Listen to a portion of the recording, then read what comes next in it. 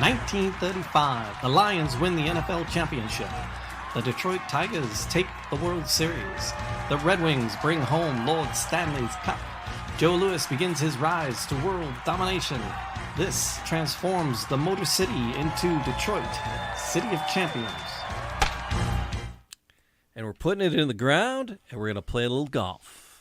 Just a little bit more. Just a little bit. 3 more episodes of golf. Yeah, so it's 1935, Detroit City of Champions, just an amazing year, and we're deep into the Walter Hagen story. And you are? I'm Jamie Flanagan. And I am Charles Avison. I got the little greeting today. I was going to get to that. I know you were, but you've introduced every show, so I figured I could jump in and steal your thunder. No, that's good. That's Okay, good. Sometimes segue. I wander and I don't do that. So do I. I do too sometimes. But I wander into different subjects. There's 33 different champions, and we've done the big three. Ford, Chrysler, GM. No, and Joe, and we did the. So the Lion, Tigers, Red Wings, and Joe Louis, the big four. Really, and Gar's really a big five because I mean, even though he doesn't really knows who he was, nobody today knows who he is, except for our listeners, of course, who are very well versed on Garwood at this point. Yes. But we've done the big three, and there's 33 championships total.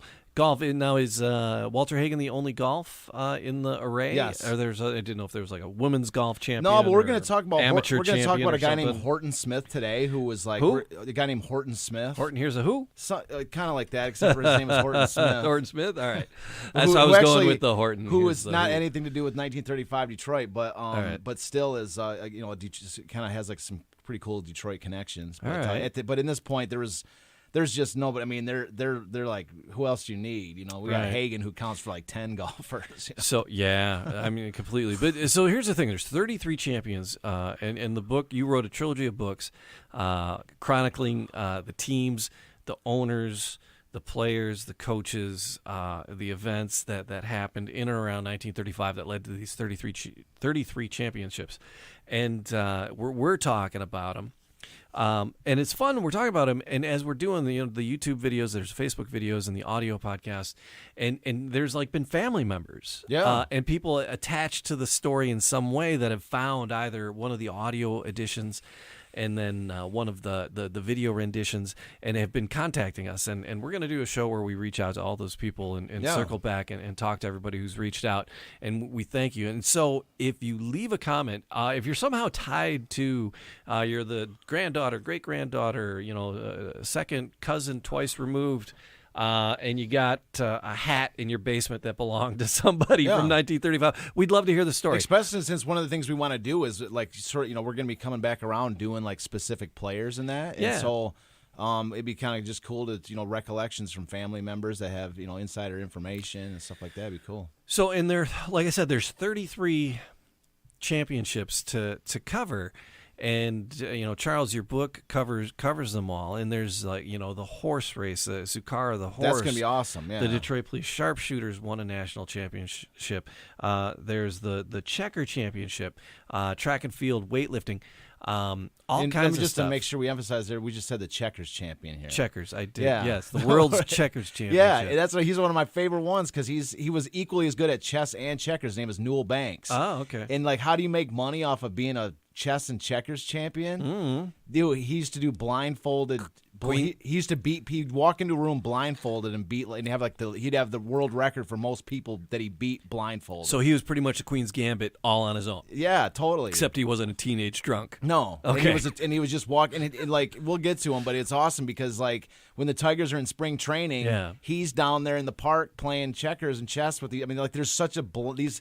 It's not like these are all these. That's one of the. When I first was doing these books, I had so many people telling me like, you should do like to maximize the the books. Like there's some people that are just Tiger fans. There's some people that are just Red Wings fans. Yeah. You should do like 5 different books, and each book be like a different champion. Oh, yeah. But the problem is that what it would do is split these stories up into fragments, and it would actually allow people to pick and choose. Mm-hmm. When the thing about it is that it was this story is so interwoven with each other. Yeah.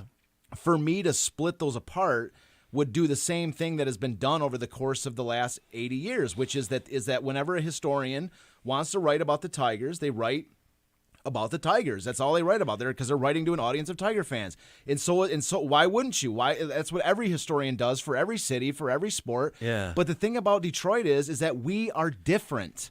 We are different. You cannot cover the story of the origins of Detroit sports, nor the true origins of these teams, without talking about their inner relationship with the others at this one year. Apparently, you can because there's a writer for one of the major papers right now, and another, I think it was a radio reporter, took him to task because he read his article.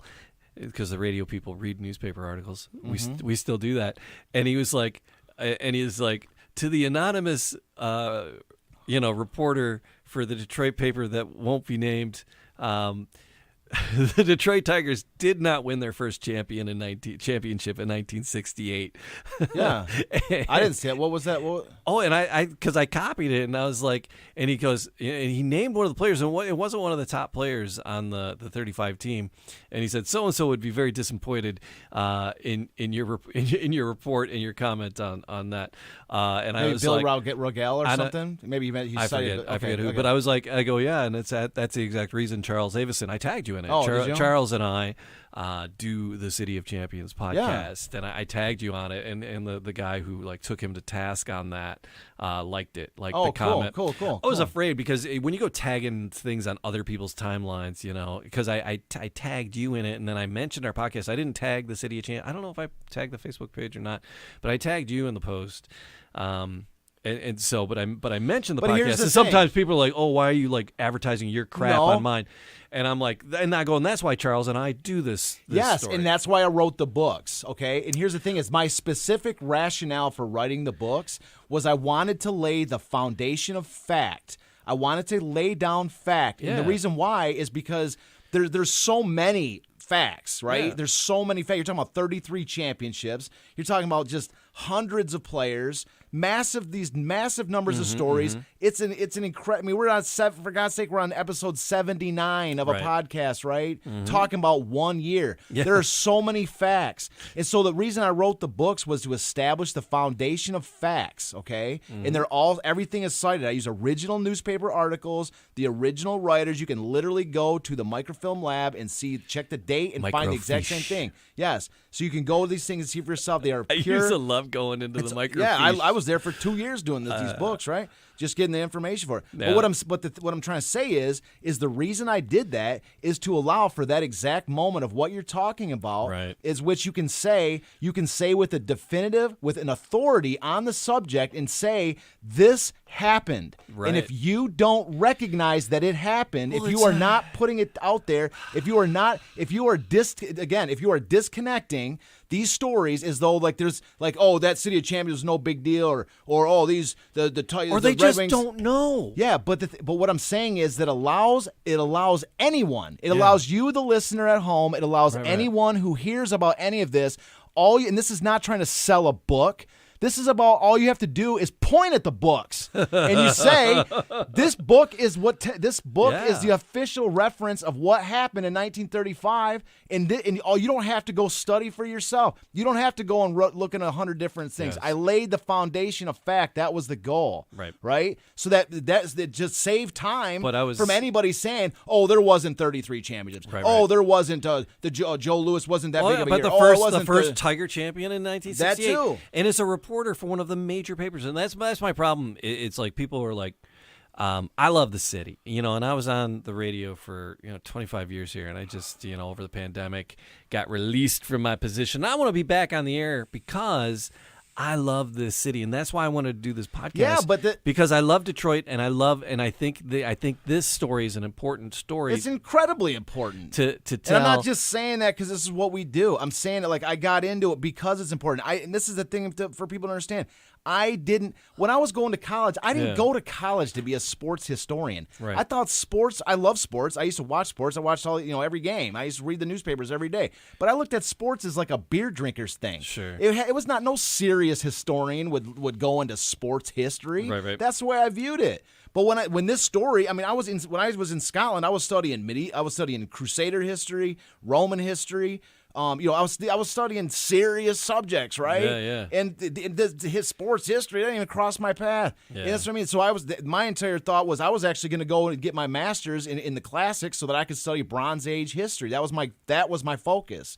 But this story interrupted all that because I recognized that this is something that needed to be brought out. Mm-hmm. And if I didn't do it, if I saw this clear as day, that this is a massive story and a massive gap missing in the collective consciousness of Detroit, which I also care about. I also love. I love Michigan. I love Detroit. Yes. And this is a massive gap in our understanding of who we are and how we got here. Yeah. Right? Yes. And this thing needed to be done. And I thought to myself, if not me who sees it, who? So and when? Here's the thing, and that's why I'm trying to preserve.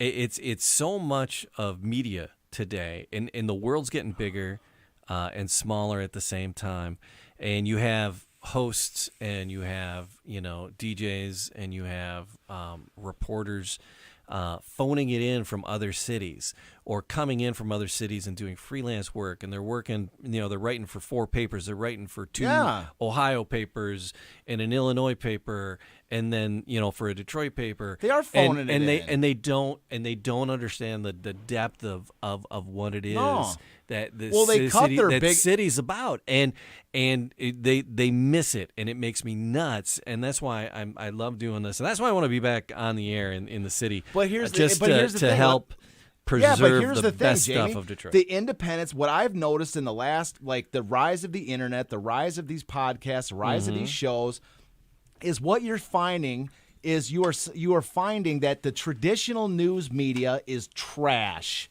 It's friggin' trash, okay? And I noticed that with the Detroit newspapers. When I first tried to bring the story out to the Detroit newspapers, the Free Press and News, from the very beginning, I've got zero. I've never had an article in the Detroit News or Free Press. No, you would think that I did have a book review in the very first year that I first came out with the book, but I have never been. I even wrote a reader submission article. This stuff never and I'm not trying to complain. What I'm saying is that what is it? It was the biggest shock of my life. Right? It's like the way that I looked at this story when I put the first book out is it was like akin to an archaeologist who had been out, doing some research dig and had discovered an item, had discovered something that was going to, something was going to shed a major. Ooh, look, a mastodon. Was going to shed a you find an artificial, even a lost text that was a missing text or something that would fill in a missing gap of our understanding of history. An archaeologist finds an item, they study it, they clean it up, and then they analyze what it is, how it fits into the greater context, the things they know, the things they don't. They analyze it from all these different perspectives. And once they're done, they publish a report. And then they turn that report over to the big dog newspapers, media, whoever that are interested in sort of covering that topic, and then it's disseminated to the public. And I've always viewed the newspapers in the media as not just these these just companies. I've always viewed them as having a public responsibility to cover new discoveries or things that are of public interest to the public. And whether they support it or not, it's their job to bring it to the public from journalistic integrity or ethics to present it to the public and to allow the public to make their decision based on the evidence at hand. That is what I viewed the newspapers at before I started. But once I got into this, I realized that is a fantasy. Oh, yeah. It is a friggin' fantasy. So they're vehicles for advertising. There you go. And that's what I'm saying. And that's why they were invented. They're there vehicles. You go. Yeah. I tell my students that they're vehicles for advertising. And I even had somebody one time tell me that we don't write articles about books anymore. And then that same guy wrote an article about some other writer who was from a bigger newspaper who was a bigger name that was putting out some random book. Yeah. And I'm like, and only because you could tell the guy was a higher profile and all this other stuff. That's what I'm trying to say is, and then I usually question is like, how do I raise my profile when I can't get a break? I can't get any, but I'm done with it. I'm done with the lamenting of it. And the reason I'm even going in this direction is to say to you that, my friend, this is a better direction. Yes. Because we have the independence to say what we want, do what we want, and bring our stuff up organically. And we're backed by for lack of a better word, the righteousness of our cause. Yes. Okay? And this is what I'm saying. We have something that we have a story to tell, and we have a reason for telling it. And like I say, I don't care what they say or do anymore. Sure. They've lost all credibility to me. They cover their stories however the hell they want to cover the stories. They got their audience. Good for them. We got our audience. We're the only ones in Detroit talking about somebody that won championships in the recent memory. I know. So you know what I mean? We got a story to tell, and we're telling it. And that comes back to where I was headed with the people that are listening, and the family members or people that are connected to this story in some way. Please, please, please send us an email or leave a comment on the videos, or leave a comment. We see those. We love those. We respond to them. We appreciate that. We appreciate you. Or if you're just listening, casually listening to an episode. Anybody can leave a comment on this. And we just appreciate you being there. But here's the thing. It's where are we going next? Because we hit the big four. Right, and then the big five with Gar, and then Walter was a big story I wanted to get into because I really like Walter. Walter's amazing. I was always enamored by Walter Hagen. Yeah, but even more so now, my God. Actually, I'm even more so even now, even having done this, because we're able, even myself included, when I was doing the book, there's only a certain amount of time I could devote to Walter, you know? And so, but that's what's even cool now is that we've had this sort of long form. We can take our time. We can unravel. We can walk through there and show just how big these people were and why it was such a massive deal that they're Detroit and they're representing Detroit. All that lightning struck in 1935. It all hit. Where are we going next, though? After Walter, and I want to put that to the people listening. Send us an email or leave a comment and just say, hey. Tag us in social media or something. And what story do you want to hear next? Which do you want to hear something from? Because it's nearly every sport is covered. Like this. I have a direction that I want to take this show. I don't care where you want to go. Too bad. I want where the listeners. Well, I don't care what you say either. I want those guys. Screw you. Screw them. I don't care what they want to hear. I got the framework of the story to tell my story. Right. No, but I will say we take requests. There you go. We take requests. There you go. We do take requests. If somebody feels strongly, if somebody has a question, if somebody has a certain subject of something that we've already covered, they're like, "Oh my God, my great uncle was like this." Yes, and I want to hear that story. We can dive into something that we've already covered. We'll pull it up as soon as we can. Exactly. Let us know. That too. That's what I'm saying. We can take. That's what I'm saying. We can have we take requests. Especially if there's. I'm a DJ. I take requests. Yes, and especially if there's subjects that people want to elaborate a little bit more on, we absolutely can do that. I get that. I don't always play it next. No, absolutely not. But I do take requests. And we absolutely will, especially if we get some audience engagement. If you've ever been a patron at one of the bars that I DJ, I don't play it next. If we get a little audience engagement, we can start to renegotiate my hardline stance on me doing whatever the hell I want to do in here, right? So, what we will talk. We get some audience engagement. Maybe we get some of these. I don't know, like the super chats coming through. That was requests. That was a long and winding road to say. Thanks for listening. Like, subscribe, leave a comment. But no, seriously, thank you. I can't wait. One day, Jamie, I promise you, man. One day we're gonna get a super chat. And even if our first super chat's like $1, I'm gonna be like, it's me, you, and my mom will be there. Oh, yeah. One of these days, we're going to get ourselves a super chat, and then it's going to start the floodgates open. But we take requests. So if you're connected to the story somehow, or if you're just, I'm just a fanatic about weightlifting, and there was a weightlifter champion. We'll get to him. Let us know that that's what you want to hear, and we'll pull that up sooner. Well, maybe. Maybe we will. We'll take it in leave it to the artist. Hey, all right. No, let's as I'm saying, like, hey, like I'm talking, like we'll take requests. Hey, it's just like anything, though. You take requests. Where's our we got a little tip jar in there to $1, and if you want to see the show going in whatever direction you particularly want to take it in, right? So, but I'm saying we got weightlifters to cover. We got these different subjects to cover. If there's somebody's got a question on some stuff that we're talking about or have talked about like this, I was telling my mom. We take requests. We take the request and we consider the request. Yes. It doesn't mean we automatically honor the request. No, we run this show, Jamie. We will. Don't worry, I'll make him do the no, stories. You didn't make me I do will. anything. I'll make him do the stories you want to hear. So that's. But yeah, I was telling my mom about the Garwood and the Miss American 9 and the gentleman who rebuilt that, and we talked all about him and his daughter. Listen to the story, and sadly, he just passed away. Just Charles Mistley. Yeah, Charles And his brother is the guy who owns the 10. Oh, he does own it. Oh, Yeah. it's at the Packard. Yeah. So his brother, he owned the 9, and his brother owns the 10. But the daughter, Charles's daughter, messaged us and said, "Oh, it was so cool." She that offered to let us take a ride in it. You gave my dad props. She goes, "If you're ever near where we live, you're welcome to come take a ride." We're and putting I'm like, it on the that is schedule. so gonna happen. That's the kind of request that we welcome and accept. But even that, it was somebody I think connected to Charlie Gehringer. Just said, "Hey, it was so cool. You're telling these stories. My family, never hears about this. Thank you for telling the story." And that was so cool to get that little comment. And so, thank you for all the people. Or if you're just enjoying the story, again, leave a comment. Or if there's someplace you want to go, if you want to, like, yeah, Mike, I'm the Detroit Police Sharpshooters. What? I want to be a cop when I grow up. Tell me that story. But the other we'll thing, tell you that story. But one other thing too, we'll tell you that story. Well, one of the things I want to point out too, real quick, is that one of the things that we have thus far done on this show is that we have done. Besides, get to the point today. We're getting to. No, this is great. I'm having fun. Yeah, we can just have wild card days where we just talk or whatever.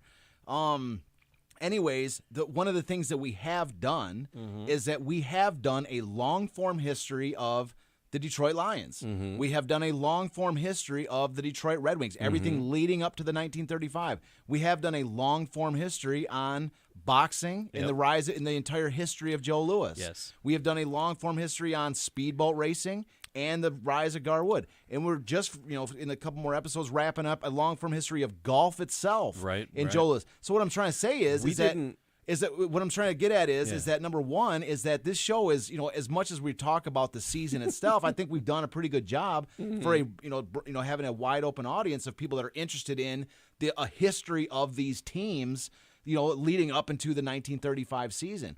But I think what you were going to say next, to take the words right out of your mouth, is one of the things that we've already been talking about doing in the new year is a long form history of the Tigers, and I think that is going to be that's going to be fun because that was our first. Those were our first episodes. Yes. And we're just getting, just figuring it out. Podcasts evolve and change. Yeah. This podcast has evolved and changed in the last 2 podcasts because it's become the Charles the Rant podcast. Yeah, we can rant. I'm messing with you. I'm going to rant whether we like it or not. At the end of the last one, rant. We got a regular viewer. This is my place of refuge. I get to rant here as much as I want. It's cool. A super cool, awesome friend of the show, Chris.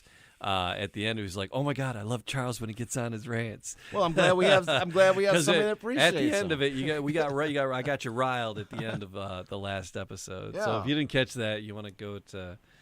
I can get my blood up going. Well, we can get a good rant going here in this episode too. Yes, but we are saying to the listener now, like we're going to cover the rest of the probably on the docket is that was about the longest. Like, subscribe, leave a comment. So what? Ever. It's our show. We can do whatever we want to do. But no, I wanted to thank like all the family members because there's been like seven, 8, and I met a ton when I was on the road doing art shows all the time. I'm hoping that some of these people click on and listen to the show too. Chimed in. I got a few friends on like Facebook and stuff that are relatives that I can reach out to as well. Yeah, and so I just wanted to thank those people that have chimed in, and especially the relatives, people attached to the story.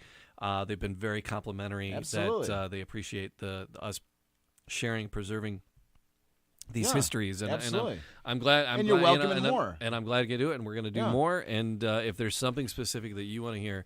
One of the sports or one of the championships. But just for the listener, for the listener and for the viewer, just to let you know about the upcoming schedule, a generalized version of what's coming next. Tentatively. Well, pretty much locked in stone. I just show up and hang out. And, we've already talked about this. This is not a new thing for you to hear. Right. We're gonna wrap this Walter Hagen up in the next 3 shows. Mm-hmm. And then we have a huge special show coming up. Yes. In the first weekend of December. We're going to go further back and deeper if you are listening to this show right now and you've been following along in any capacity, or you're listening to this show a week from now or whatever it is, you are definitely going to want to tune in for our show on the weekend. It's Saturday, December 4th. If you're going to watch live, yeah. Yes, if you're going to watch live, it's Saturday, December 4th. They should watch live because they can write message in and we can talk absolutely, to them. Absolutely. But the thing is, on December 4th, we are going down to Portsmouth, Ohio the city that in which the Lions came from, as our viewers of course know. And we're going down to Portsmouth, Ohio, and we're going to we're going to be welcomed in to do a podcast episode in a private bar that is owned by the grandson of the owner of the Portsmouth Spartans. Calling it a sports bar is a massive understatement. Massive understatement. Because I mean, sports bar, you think, oh yeah, kind of sports stuff in there. It's a Portsmouth Spartans history museum It bar. is. It is. It's a museum. They've got the original uniforms. If you imagine, Yes. if you, a hybrid between a museum and a bar, which is one of my favorite things, to be able to have a cocktail and enjoy history. So the decor of the bar. That's why I loved Ireland. It was like all the old places. And Yes. and we could have a beer in the basement. Shut up. Yes, You know, it's and like they already have it set up for a podcast. Yeah. And the entire it's like a speakeasy style bar, and they have the original Portsmouth Spartans jersey. They have the game tickets and programs from the Iron Man game. We're going down there for the 90th anniversary of the Iron Man game. Like they're the whole city's there. They're having a celebration for the Iron Man game. And Tom's going to be there. really Anybody that interesting misses thing- Tom that hasn't Yep. seen Tom on the show in a while, he's going to be down there. the interesting thing. Charles and I are going to act out the entire game. You don't want to see that, bro. I played football. I played football for half my life, and I'm telling you, once I get down to the 3-point stance, it's not. There's no. I don't care if we're playing with a beer can or if we're playing 11-on-11 full tackle, no pads. Once I get down to that 3-point stance, See, bro, I'm wrecking. I Someone. get down in a 3-point stance. I can't get back up. Then you don't want to play can't. against I me can't. because I do not know how to turn it off. There's that TV commercial We were playing- right now. we were playing- The uncle who takes Thanksgiving football way too seriously. We played last. Me and my brother Cameron played against two of my cousins, and I was intense. It was intense to the max. Okay, like I was sitting there going, "You're not gonna call that." It's just like they're like, "Yeah, my cousins." I'm like Mr. Nice Cousin Are most you of the bleeding? time. No, not a foul. No, it was like it was like some kind of like 85 Chicago Bears defensively, or like it was getting kind of ugly. So. But anyways, it's a must-see show. The special edition show. We're going down to Portsmouth. Right. We're going to be in the speakeasy. We're taking a tour of the Portsmouth Stadium, which is still like they've just added. Tom helped donate a bunch of money towards getting this new scoreboard made up. They've got an interactive stadium tour. This is the actual stadium that the Spartans played in. It's still in like exactly mint condition. They have another stadium there. It's a baseball field called Branch Rickey Field, which they built in 1935. When the Portsmouth Spartans left to become the Lions, in 1935, the Civilian Conservation Corps (CCC) built them a stadium in Portsmouth, and it was used for years. And I have dreams of actually bringing back a professional baseball team to that stadium. So that's what I'm saying. Like we're gonna be taking a tour of that. It's gonna be I think an incredibly cool show, and it's worth our time to go down there, and I think it's gonna be worth anybody's time to listen to it. Well, like I said, that's the next big thing on our schedule. Like, subscribe, leave a comment, and in our notes there's link trees, and the links to my personal website. Wearingfunny.com. You can get merch there. DetroitCityOfChampions.com. Well, I'm not gonna tell them more of the you schedule. Can get we got more schedule stuff. The shirts. I want to sell a T-shirt. Okay, sell your shirt. Now we're back to the schedule. Wearingfunny.com has T-shirts. Wearingfunny.com. Wearingfunny.com. Go buy a T-shirt. No, they're cool. They're awesome. I ain't like taking anything away from the shirt. The blazon, the crest, the blazon on the shirt that I'm not wearing today. It's a great shirt. Is amazing. I love it. So we're gonna be rocking them when we go down to Portsmouth too. Yep. But so anyways, so that's the rest of our New Year. After that, we do that Christmas special, the December special. We're probably gonna take a couple weeks off because I got a bit. The holidays are crazy for your business. Yeah, I'm in the mall and I sell books. There's a reason they call it a mall. Yeah, and I sell art and stuff, and so at these stores. So. Happy freaking holidays. Yeah, so the invite to come and talk to me any day, whenever, because I'm in the mall every day, that kind of goes out the window because you come in and be like, what do you want?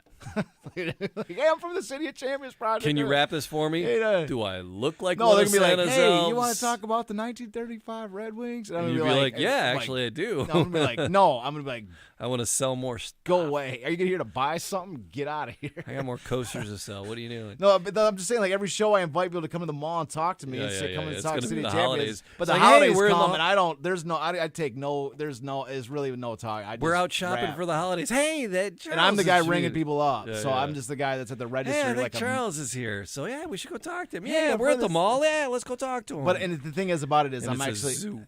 actually like tongue in cheek joking, not lying. I'm Yeah. joking because the thing is that the problem is it's actually like an issue. Like I'll have lines of people coming up, and then I will have somebody that wants to buy a book or talk City Champions, and I'm like.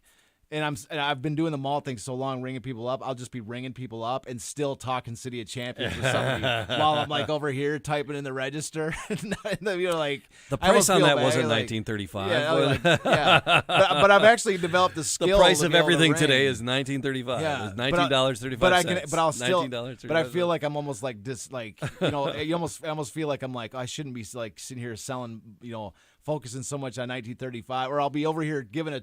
This is the greatest season in American sport history, and there's like 3 people waiting at the register to ring up, and I'm like, no, you don't understand. Da, da, da, da. And then I don't like, think you understand. like this, so I do get distracted, but it's just not the best time to talk. Yeah. The best time to talk is like today when we did like $50 sales today. Not the best time to talk is not when we're doing like 15,000 in a day. People are saving up. The holiday flood is going to come. So, All right. so just to finish up real quick, the schedule. So we have the last 2-3 episodes of Hagen coming up. Tentatively. We have 2-3. Yeah, so probably more like 2. And then we have and then the first week of December, we'll probably take a week off in the next 3 weeks to put a couple things in order. Sure. A week off. Then we're taking your request. Then we're going down to Portsmouth to go do this special in the first week of December. Yes. And Then we're taking your then we're request. taking it. Then we're going to be off for the rest of Christmas through the New Year. I'm trying to do a professional I can't. schedule here for these people. I can't. Then It doesn't you said matter. don't keep out of it. Well, I tell the schedule. All right, go ahead. And then so beginning in January, we're going to get right back to it, and we're going to go through the tentative schedule for this is to go through the rest of the teams, the rest of the 33 championships. Okay. Beginning with Eddie Tolan. Oh. We're going to begin with Eddie Tolan. Who's Eddie Tolan? This he's a sprinter. He's won the 1935 sprint championship in All right. Australia. Oh.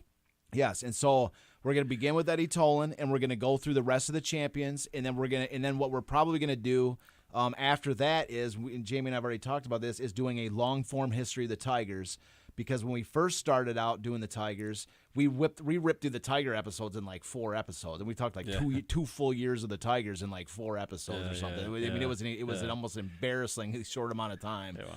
But the thing about it is, I've done that before, like. Yeah. Like there's when these books like you get going, you're like kind of like you find your form and you're like you have to actually go back and do it. So like, but I just think it's a cool opportunity to do a long form history of the Tigers, and I've just I'm just about, and I was telling Jamie this in the last episode after the last show, is that I've been incredibly generous person who I met many years ago. Who is going to donate to this project? It's a scrapbook history of the Detroit Tigers from 1930 through 1937. And what it is I've already taken a look at these, and these things are one of the most valuable, like as far from a historical perspective, for somebody that's a junkie for the Detroit Tigers like I am for the history, these things are incredibly, the information is incredibly valuable, because what it is like this was from somebody from that was a diehard Tiger fan. Right. Between the years of 1930 and 1937, And who painstakingly clipped out every day's article. Yeah. It wasn't just like, oh, this guy hit a home run today, he's my favorite player, I'm going to cut out an article. No, it was they recorded the history of the Tigers. Hopefully we'll have those for 7 years. And I'm going to get. She already said I'd come pick them up whenever I have a chance. I got to get up to Saginaw. Well, because Clay said I do weddings and stuff. I think I have a wedding coming up in Saginaw. Well, it might be very helpful for you to pick them up for me, Yeah. because I got to get them. Because she says my only Yeah. requirement is I have to get up there to get them. And yeah, so, I'll go get them. But anyways, what it is it's 7 years of Detroit Tiger history that is meticulously preserved. It's like every day's article. Oh, that'll be fun for 7 straight years. You're gonna have time. You're gonna need time to. Oh, absolutely. Digest. Absolutely, but it'll be worth it because here's the thing is that there's a writer named Fred Lieb. So Fred Lieb is the absolute authority on the late 1800s in early 1900s, anything to do with baseball, he is the absolute authority on all things, late 1800s, early 1900s. But where Fred Lieb starts to kind of lack is when he gets to the especially with the Detroit. I've read, Fred Lieb history books are amazing. If you ever want to read the history of baseball, the Fred Lieb collection is just literally the best sources out there. But anyways, with the Tigers history, where he kind of warp speeds through it is the 1930s. That's why I don't even really use him that much. That was what the kind of sadness is my book, is I only barely was able to reference him because he was just there just wasn't that much detail. He did more of like a macro view of the 1934 and 35 teams. But that's what I'm saying is that what this newspaper collection is going to allow us to do is use Fred Lieb for the late 1800s, early 1900s, and then we're going to be able to use this literal day-by-day chronicle from the to go through the 30s, 31, 32, 33, 35, 34, 35 are right in my wheelhouse, of course. Yeah. But the 30, 31, 32, 33, those are the dark ages. Those are the dark ages. You can't find anything on those unless you're going to sit in the microfilm lab for, dude, it took me 2 years to go through the 34, 35 Tigers in the microfilm lab. So the fact that I've got it's literally like a reference book that I can just flip through the pages and read the articles like it's just a book, versus sitting in a microfilm lab and you have to go through. You have to go through 30 pages to get to one more day's sports section. If you're doing one or two articles, I love the romanticism of that and the tactile. Yeah. Doing and digging, and that's research. But when you're because I teach high school and I teach 12th grade, and I'm getting them ready for college and for what they're doing next. And kids are like, "Well, I'm not going to college. Why do I need to know how to do this?" I go, because if you're going to the military, you got to write reports. If you want to get promoted, if you want, you got to write reports, and you got to write it well. You can't just steal information. You have to show where you got your information from. This is important. If you open your own business, you're going to have to ask the city for a variance, and you're going to have to collect information and present it to the city. And you can't just steal information. You have to let people know where you're. And so I just tell them, because the world is at their fingertips. Yeah. The majority of it, so much of it is, but so much of it is still it's buried away. The microfilm is indispensable. It's still indispensable. It's not online. It's romantic. To me, there's a romanticism to it, to go in and do that research and get those reels in there and find it and search it and then print it and. It's But the thing about it is, to do it for the size of a project that you did. On this book, it took me 2 years. It took me 2 years. The romance would be over after about 2 months. It becomes a day by day. It just becomes a literal.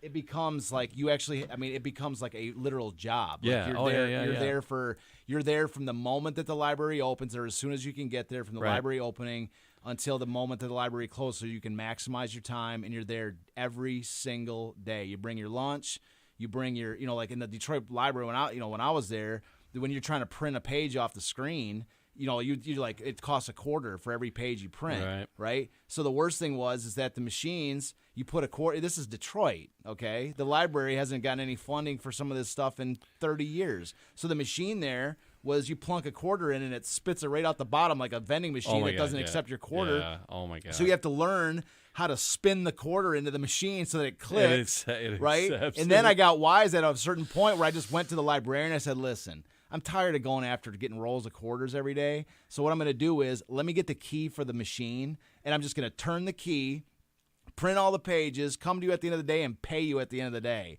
And then I got to the point where they saw me so much every day, I just started keeping a ledger, and I was paying them at the end of the month.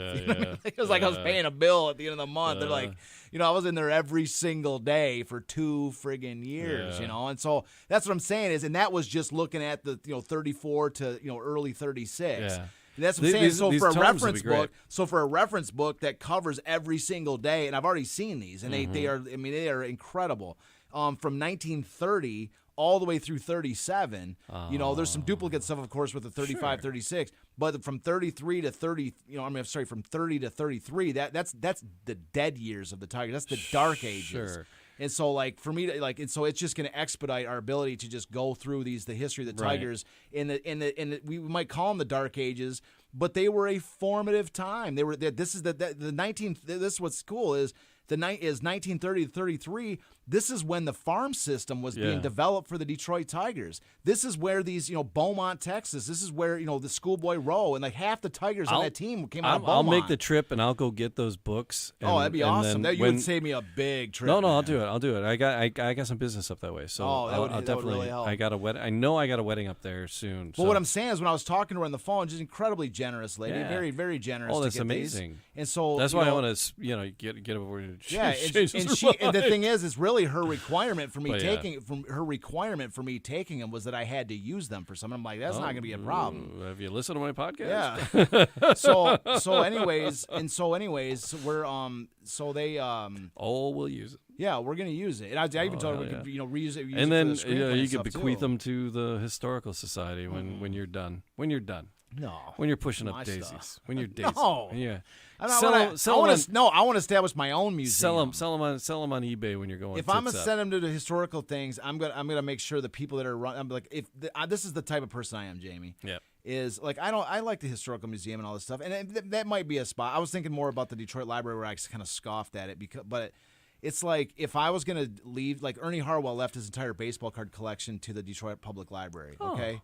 That was a nice gesture, right? He had incredible cards. And they sold it. No, they stamped the back where the Detroit Public Library stamped for all the cards, right? Right? And so a bunch of them got stolen, and the only reason that they recognized, the only reason that the card dealer who was because it said Detroit Public Library on the back of it. Good thing they stamped them. Good thing they stamped the back with the same stamp they use for books, right? The Detroit Public Library stamp. So what I'm saying, this is the type of person I am, which is if I'm going to leave a collection of the magnitude which I've already been collecting and most likely will have accumulated by the time of my you got to find the right. You got to find the right home. Exactly. It's going to be going to somebody like this lady is doing with us. She's passing this on. She's doing. When I talked to her on the phone the other day, she was interviewing me to make sure that these were going to the right home. You know what I mean? Like she knows what these things are. These are an incredible historical artifact. And she was saying the reason I'm calling you and making this effort is because I want them to go to somebody that's going to use them for something, take care of them, and make sure that they go, that in posterity they're going to go, live on through some other personage, So, but in either case, she just gave us the ability to do a really nice long-form history that nobody else is going to be able to do. I mean, people can use some Fred Lieb if they want, but I've never seen anything of Fred Lieb on YouTube or anything. Nobody ever uses Fred Lieb for anything. Fred Lieb is if we are listening to the show and you are a baseball fan, if you are not reading Fred Lieb's early history of baseball, you are missing out because my favorite baseball era is the late 1800s. Baseball in the late 1800s was an absolutely fascinating game. How do you think baseball got a foothold and captured the fascination of the American public, if not for its origin, for its late 1800s and early 1900s? Yeah. This is the genesis of the game. So anyways, we're going to be using Fred Lieb for our early history of the Tigers, and then we're going to transition into these scrapbooks and do the sort of the dark ages of the Tigers. But what's going to be interesting is that this supposed dark ages of the Tigers is going to be, we're going to talk about the development of the Tigers farm system. Yeah. And that's what I think is the key to this, is going to be the most fascinating part of the dark age. It's not that the Tigers are getting crushed every year. It's going to be that we're going to sift through the lines from the 1930 to 33, and we're going to unpack the history of the Tigers farm system, which is that exact moment of when it's being built. And so then we're going to go into, of course, the 35 and 36, 34, 35 seasons and drift into 36.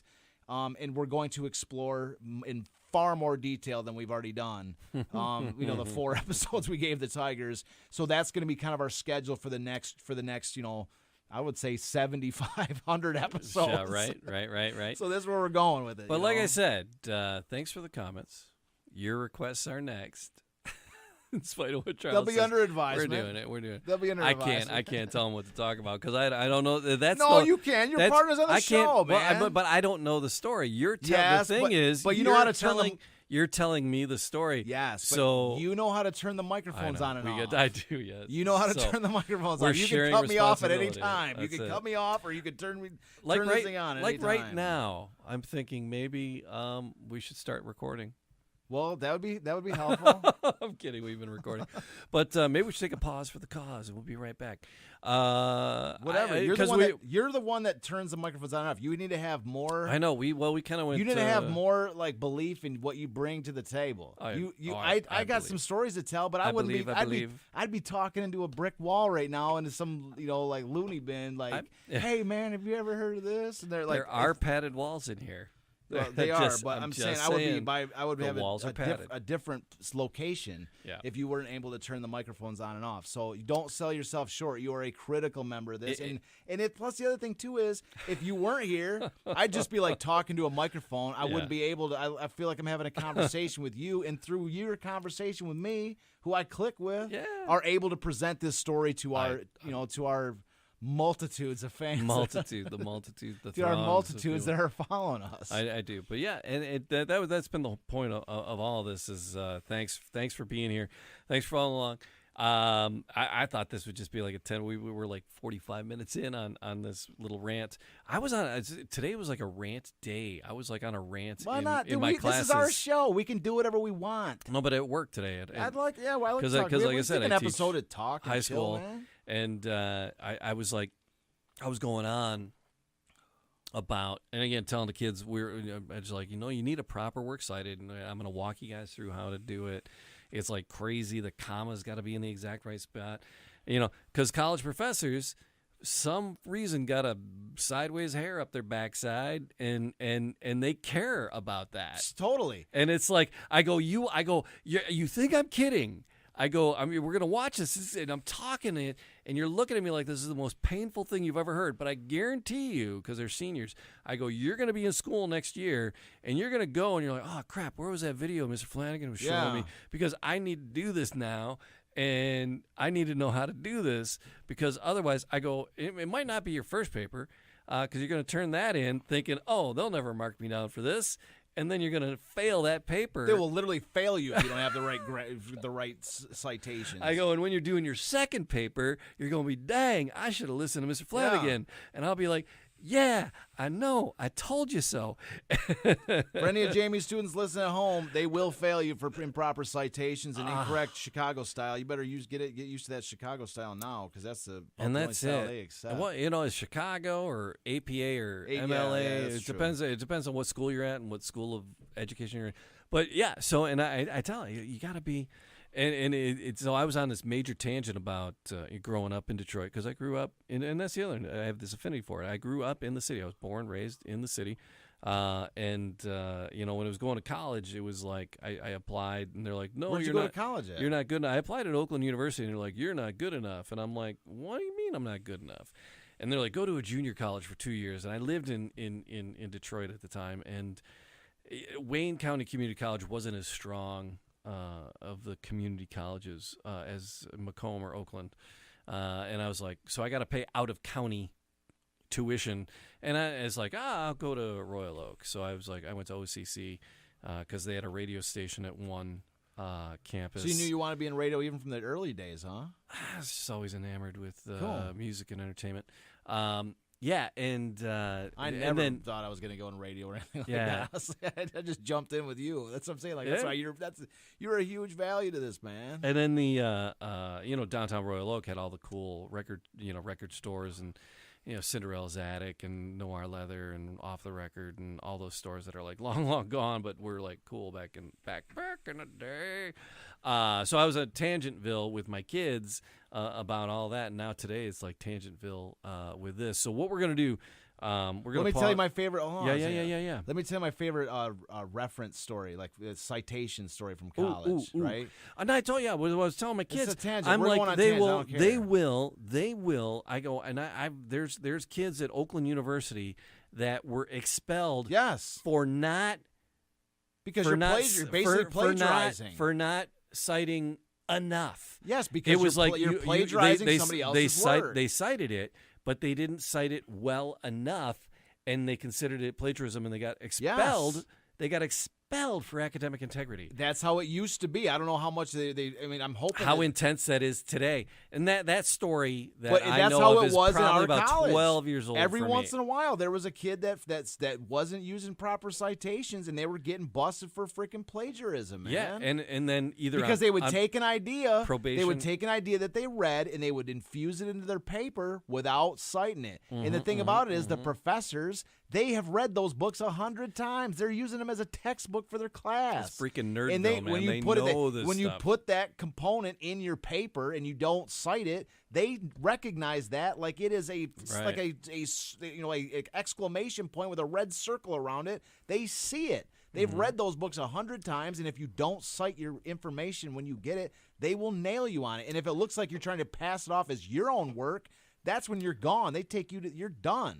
So we trying to give credit. Is absolutely correct. We've been trying to give credit where credit is due. Like the whole Walter Hagen thing has been like 95% of what we've been talking about is straight out of his book, The Hague. And every time I read a quote, you'll notice that we'll bringing even up the picture and every time I even read a quote, I'll say again, this is by the Hague himself. You got to reference. You cannot be. You cannot even be too careful. That was beating. But my favorite citation story. Yeah. All right, sorry. So I was at Grand Rapids Community College. Okay, I went to Kalamazoo Valley Community College, Grand Rapids Community College, Western, University of Edinburgh, Scotland, and then back to Western, which I graduated my final year. I want to go just take a class at Trinity College one summer just to have it on my transcript, just to do it. I'm like 56 years old. Yeah. I want to do it. Anyway, all right, go ahead. So, Scotland was amazing. You have Edinburgh on your transcript. I love that. Yeah, well, if anybody goes to Edinburgh, my favorite thing whenever I walk to class, every time I got a chance, they have a thing called it's called, and you can probably find it on YouTube, it's called the Millennium Clock. Look it up on YouTube. It's one of the coolest things you will. I'm sorry, not the Millennium Clock. It's called the Doomsday Clock. I believe it's called the Doomsday Clock. And when the bell rings at a certain time of day, everybody within 10 feet dies. It's like this crazy. It's the Doomsday Clock, and it's this crazy contraption of a clock. It must have cost like $1 million to. It's a cuckoo clock. Yeah. But it's got it's like an entire world of things happening, and I used to literally when I was walking to school. They got that up in Frankenmuth. They come out on the hour and they dance. Yeah, but this is this crazy machine. Yeah. I mean, I think it's even got like Hitler and weird stuff on it. It's got all kinds of crazy stuff on it, right? All right. So anyway, it's worth taking. But I used to stop by and look at that, just watch that real. I mean, there's so many cool things in Edinburgh. But anyways, this is your from citation story. Yeah, this is when I was at and this is going to round out this episode. Is it? We're at that time? It will, yeah. Okay. Grand Rapids Community College. And so anyways, we had this kid in my class who I ended up becoming friends with, right? This kid looked exactly like Kid Rock. Like, picture Kid Rock as a college kid, and that's who this kid was, okay? And I became friends with him. We ended up hanging out at these parties, and he had this laugh he had, okay? And anybody my friends that remember this time in my life, he was hanging around with us, and he had this laugh, and he had this laugh. This was his laugh. Okay, I'm gonna try to impersonate it. It was incredible. It was the most incredible laugh I've ever heard. And he goes, like he had this cackle of a laugh, okay. and he only used it like for his own jokes. But anyways, so we're sitting in this history class. He was in this history class with me, and the teacher is diagramming for the millionth time that I was at. Every class I took in history in college, they have a section on make sure you cite this. These are your citations. Make sure you cite like this. For this particular class. And anyways, this kid was like Kid Rocky, long hair, drinker, smoking weed and stuff. We'd hang out. So anyways, the teacher, mocked up this citation on the blackboard, and the guy's name for the citation was George Dilby. Right? This Kid Rocky, he goes, dude, his name is Dooby. And he goes, like that, right? He broke out this laugh, and the whole class just starts dying. Like it wasn't really that funny. Like it was just an observational humor of the lowest degree. But it wasn't even about the fact that the name was Dooby. It was about this kid's laugh. Like he just broke it out. That was the first time I ever heard it. We're like, oh my God, this kid doesn't give a flying. He doesn't give a flying, dude. Like he owns his laugh, and it is the most craziest laugh I've ever heard. Well, he owns it, and he was laughing at his own observational humor. He just broke it out. He didn't care. So that's my little citation thing, man. That was a citation story. So to sum it up, thank you for listening. If you'd like to request something. Request is the key word. We'll try to pull it up quicker than we may have otherwise. Happy to take a request. Love the comments, whether you're related to the story or not. Please subscribe, and leave a comment. We truly appreciate it. It helps the show and boosts my ego like you would not believe. Oh yeah, every like is massive. We're like, we got a like. I'm huge now. So yes, so we've been getting more likes though. Oh yeah. The more shows we do, and I was mentioning this to Jamie too before the show started. I watched the Mr. Rogers documentary. Mm-hmm. It's called. It's on Netflix. Really good if you haven't seen it. The it's Would You Be My Neighbor? That's on Netflix. Really good. And I was a huge Mr. Rogers fan growing up. Sure. Huge, yep. Right? Yeah, you were too, right? Oh yeah. Who wasn't? So, anyways, they mentioned in this thing. I look it up. They have Miss Rogers did 900 episodes. Wow. And it spans the 1950s through the 1990s. He was all the way up until he did a special episode for the 9/11. Yep. He did a little special broadcast, right? So 900 episodes of Mr. Rogers. Mm-hmm. Jamie, this is episode 79. We're creeping up on success. I know 900 is huge. We're a distance from 900, but 79. Yeah, we're almost at 10%. Yeah. Of Mr. Rogers, dude. That right there, my friends, my viewers, everybody that's watching this, we're almost at 10% of Mr. Rogers, right? We might have a fraction of the audience, but Mr. Rogers started somewhere too. He wasn't massive when he first got going. Nope. So what I'm saying is, it almost references a quote from there's a play like Shakespeare, Henry V. Mm-hmm. We few, we happy few, we band of brothers.